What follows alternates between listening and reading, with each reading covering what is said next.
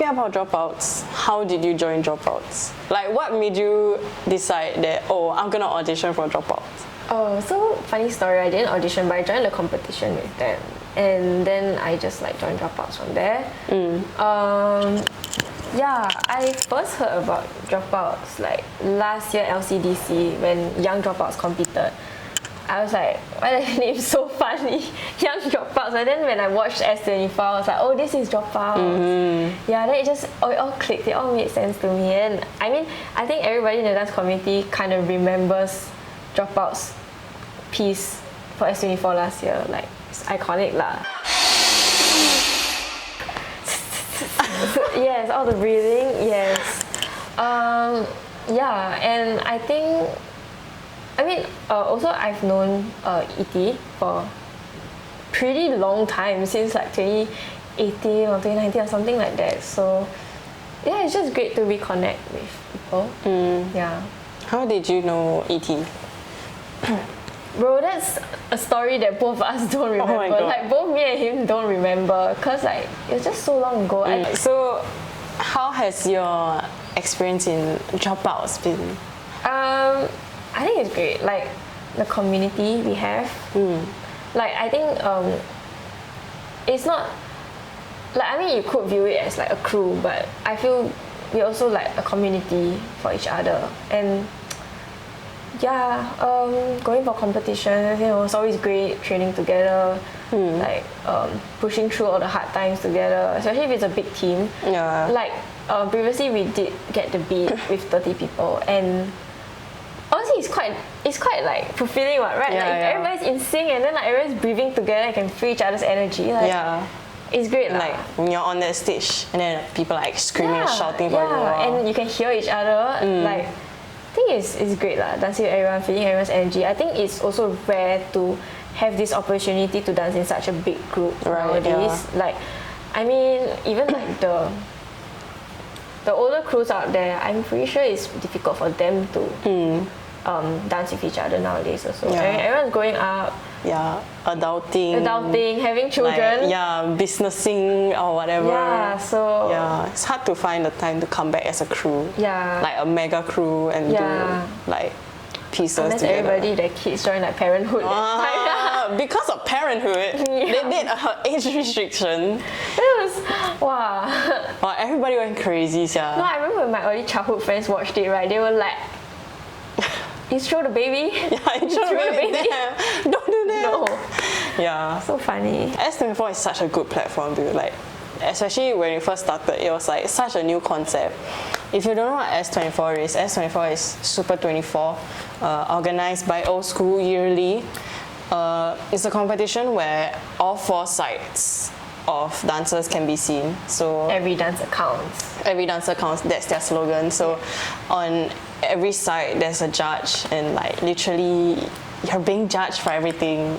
If you step on the line, GG. If your hair you have it out of the line, you better catch it back. Your wig, catch your wig. Yeah.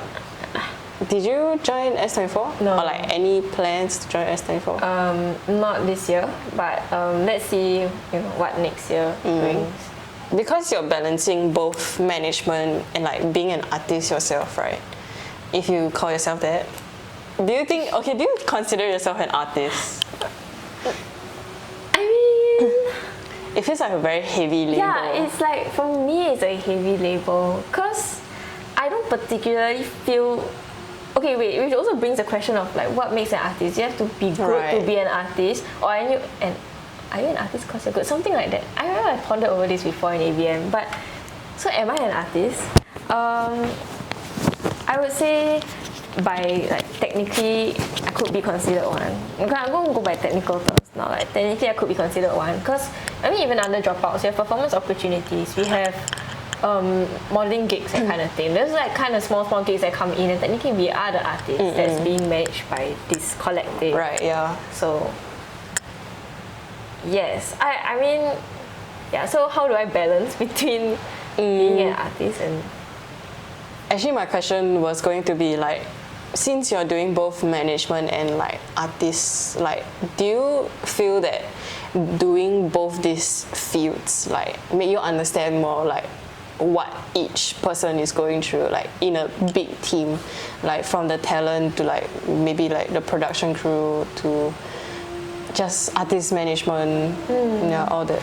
Yeah, definitely. Like, I mean, to be good at something, you need to understand it first, right? So, I think not just me, but there's a lot of people in the industry out there who are both like the managers, like they're behind the scenes, and they're also artists themselves. Like, honestly, there are really a lot out there, like in this industry. Almost everybody who's like doing the back end stuff are artists themselves, and do have like things that they create. So yeah, I think the question was, do you think it helps you understand yeah, it does more? definitely it does, yeah. Okay, and do you feel like you have had a moment in time where you were like, oh, I'm an imposter in this industry? Yeah, definitely. Sometimes back in when I was interning, I would go for those like sometimes we work with our agency side works with other companies who ask us for our services. So those big names like redacted, yes, yeah. So I have to go for these events also, and like maybe be artist liaison, or like just assist around, that kind of thing. And like I do feel like an imposter. I'm there like a small fry among all these big names and the celebrities, influencers, people of like the industry. And then like people try to network with me, and then they ask like, oh, what do you do? And I'm just like, I'm an intern at so and so company. And then I'm like, but honestly I feel like they don't really care. Like connections are still connections. They still make friends, connections. We still talk. Like I don't feel in a way like people are like talking down on me. Like I feel like, at first I feel like an imposter, but then I'm like, oh, actually these people are pretty chill. Like I did like make some connections, even those like big names that we just like talk. Like redacted. Yeah, like redacted. I met him recently at he was there recently at like just taking a class. Then we met. But I met him recently at somewhere, and like we just talked because he remembered me from when your intern days. Yeah, so I mean, to answer the question, I did feel like an imposter, but now I think I've gotten to like, embrace this and like how even though I'm still a student, I technically I could be part of the industry. Right, yeah. And also branching off of that, right? Since you're balancing like so many hats, like you have to work and then you had to study also, and then also you had to basically have a social life also, like building connections, because it's really important in this industry, right? I'm pretty sure you've had some sort of burnout. Like I feel like everybody in this industry has had like a burnout period, like 50 times throughout their careers. Like when was that for you, and like how did you like move past it, or like? I think that would have been towards the end of my internship, because that's when things really picked up. Like it was that transition period of like I'm ending internship, I'm also venturing into what comes next. So I think after all the events we had, everything just felt so tiring, because even at the start of the year we had another like event with like a big company. It wasn't like a big event per se, it was more like just like a launch, but I still had to be involved in it. I still had to go there and show up, and I still there was also in that period where I had like a lot of precs because you had a competition coming. At the same time, I had to like juggle with like handing over my stuff for my CCA to my successor. I had to like finish up, like tie up some loose ends. Had to like juggle like meeting friends and that kind of thing. So and at that point also I felt like things were changing, like because with a new year, new people have new goals, so the direction of things and like the landscape of like things just started to change, and it just felt so tiring, especially like when I was on an internship, like and all I could do was just listen to all these this talk around me and just absorb everything and not say anything about it. So I felt like I was like emotionally, physically, mentally just drained. Yeah, so I think that was like my biggest like burnout period. But you know, once I ended intern, things slightly got easier, and even when I came back to visit, then they were like, "Mom, you look like you're glowing." Yeah, maybe it's true. I had like the post internship like glow up, like mental glow up, spiritual glow up. Spiritual. Yes. Enlightenment. Yeah, enlightenment of the internship. Yeah. Okay, then if there is like any of like the newer gen or like we are the newer gen, sorry, like the younger kids who like want to join this industry or like join this course, like what advice or what tips do you have? I would say if you're passionate, just go for it. But at the same time, I mean, if you're passionate, it will show. You always put your best, put in your best, and I feel like you will always be rewarded even more when you know that you're doing it sincerely. And so yeah, honestly, don't let anything like dull that sparkle. Like, you know, it's like really, if you're interested, I hope you will stay that way and don't let things burn out. Or maybe if balancing like having your interest as a career, it can get tiring, because when you do it so often, obviously it gets tiring, like really like, but sometimes just take a step away from your passion, what you're interested in. So for example, if you're an artist, you don't have to be making music, your art, whatever. You don't have to be doing it 24/7. Like, yes, but also no. Like, take time away, find other hobbies outside of your passion. To just take a break from what you're doing so you don't burn out. But yeah, other tips for joining the industry is like, no matter what industry is it, whether visual arts or whatever, I think your internship plays a really important part, in like you as an artist, or maybe just like a manager, that kind of thing. Creative basically. So really your time that you spend is really what you make out of it. Like for an internship, if you really keep on taking opportunities, I mean, you know, not being a pushover, but it's like seek opportunities, build connections. When you have events, go out to talk to people. It's just whatever you make it out to be. You will make the connections yourself. And then other than internship, really just be involved in the community. Like, if you're interested in music, go for gigs. And like those, shout out, I'm plugging this local gigs. Local gigs, you know, right? Yes, I know about local gigs. So it's a Telegram. It's a Telegram like channel. That puts out like what are the upcoming gigs, and they put out the poster. They put up the details lah, and literally almost every single small gig, no matter how small it is or how big it is, it will be sent in the chat. So if you're interested in local music gigs, you should definitely follow. Subscribe to local gigs. And interested in arts, just go for, you know, like visual arts, go for the exhibitions. There's a lot out there, and not just the big ones, but the small ones too, the independent ones. So if you want it, you don't have to hustle for it. I think that's so true. That's just it. If you're passionate about it, you will hustle for it, and the rewards will come in. You're not going to see rewards if you don't put in the work.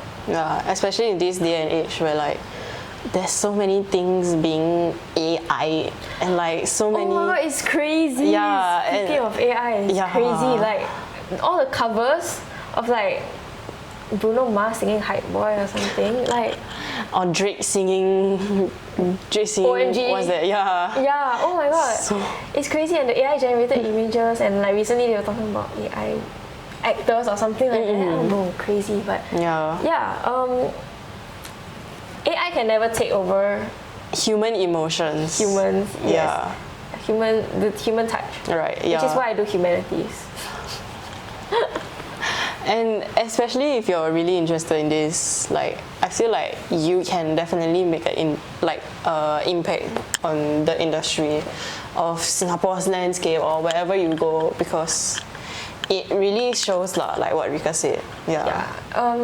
I think for Singapore's like art scene, it's a long way to go, but it seems like it has the potential. Yeah. Like honestly, if you go overseas, it's crazy how everyone knows everyone, because even people from overseas would know people from Singapore. Like Right. the creatives overseas actually do know creatives from Singapore.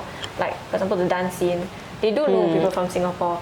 So it's crazy that we're also connected, and Singapore has the potential to grow. Yeah. It's just hope for the best. Yeah, I feel Work like, for it. Yeah, especially in Singapore's landscape, I feel like the public has to support like the arts more, because Singapore is definitely getting recognition from everywhere, like be it performing arts or like visual arts, like especially for dance.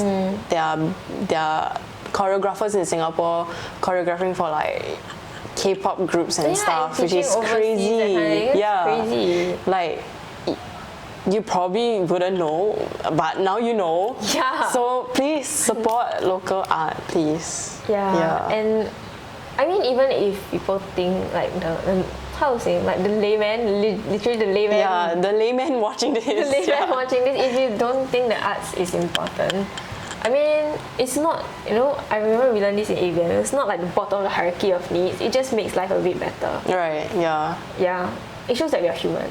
Right. What's next for you, Riqqah? So what's next? What's next Other than uni?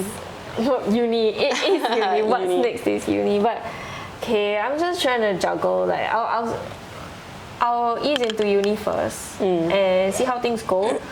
I'm gonna be writing for Babies under the Budding Writers. Oh, hell yeah. Budding Writers program. So I'll see how that goes. I just hope it'll be a good experience, and just hope to meet new people, meet new bands, budding bands. Hell yeah.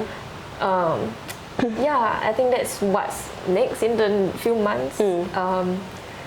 I have competitions coming up for dropouts. Hopefully there's more gigs coming in.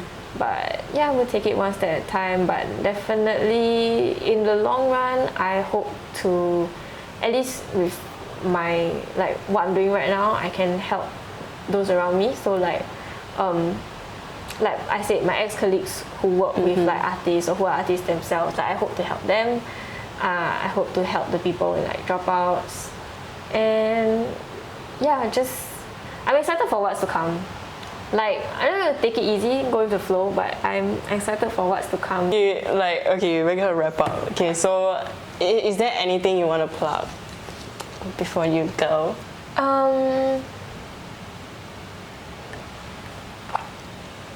I would just like to say, you'll always win if you move with love and genuine intention.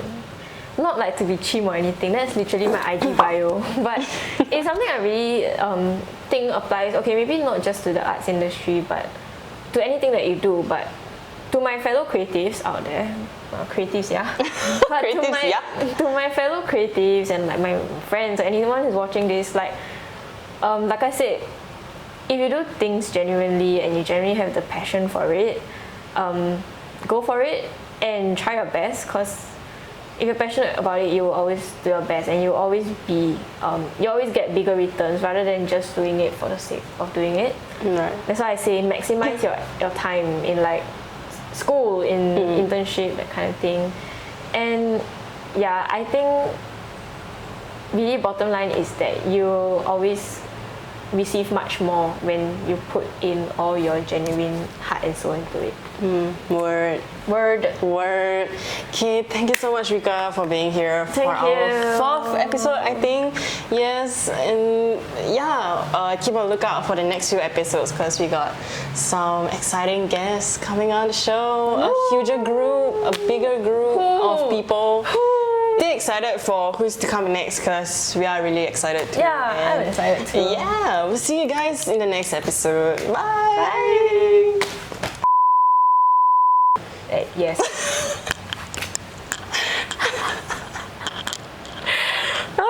She's killing me. All the redacted. Yeah, this whole thing's gonna be redacted. It's like, you know those K-pop idols when they say brand names just to get their cut of the clip cut. Yeah. Do I want to film stuff for the cookies? Yeah, sure. Go ahead. It's rolling. Bro, the whole thing is gonna be like redacted. Like, honestly, I don't.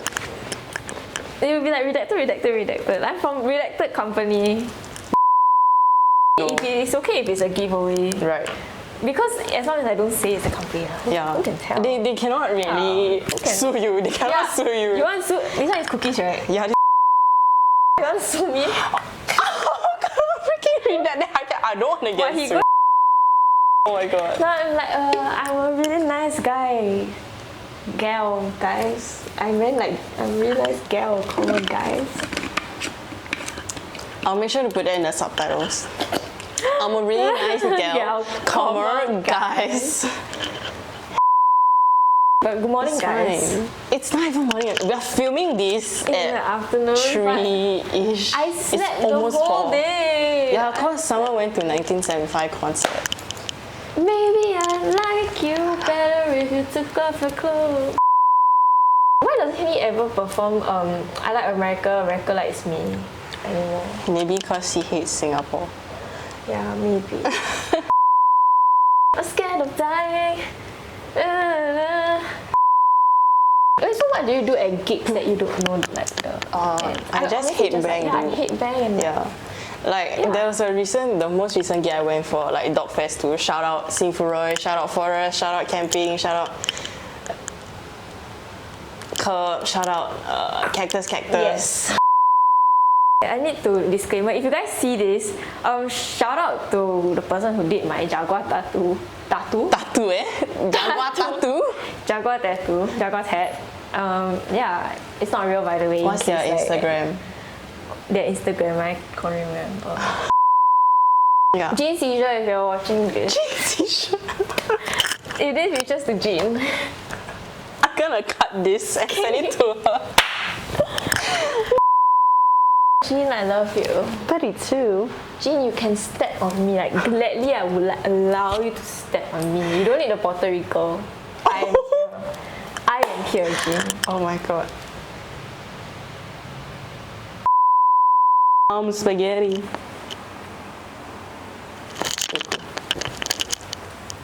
I don't know how I've been looking this whole time. I didn't even wear makeup today. I just woke up. Guys, I just woke up. It's recording, right? Yeah. I'm gonna include this in like the in the post. Hell. Like, you know they have cookies and stuff.